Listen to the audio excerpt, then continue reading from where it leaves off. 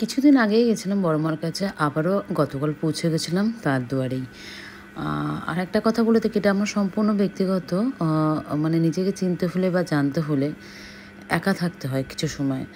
আর শান্তভাবে যদি নিজেকে জানতে হয়, নিজে কী চাও বা কী দরকার বা কী দরকারের থেকে বড় কথা, আ আ প্রত্যেকেই, কেউ সংসার জগতে ব্যস্ত, কেউ কাজের জগৎ, সব কিছুতেই সবটাই আমাদের কাজ, সবটাই আমাদের নিজের মতন করে করতে হবে, মন দিয়ে করতে হবে।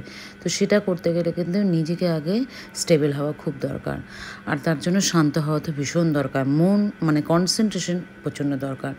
সেই জন্যই আর আজকে থেকে যেহেতু ব্রাইডাল সিজন শুরু হয়েছে, তো মনে মনে ছিল, কয়েকদিন থেকেই ভাবছিলাম তো আজকে যাব। আর সম্পূর্ণ একাই চলে গেছিলাম, কেননা হয়তো আমার সাথে যে যায় জানোই, আমার যা বা বাড়ির লোক, কিন্তু অত ভোরবেলা বেরোনো সম্ভব না। বাড়ি এসে আমার অনেকগুলো কাজও ছিল, তো তাড়াতাড়ি করে নিজেই ভোর 4টা থেকে উঠে রেডি হয়ে যেই একটু আলো ফুটেছে চলে গেছিলাম বড় মার কাছে একা একা।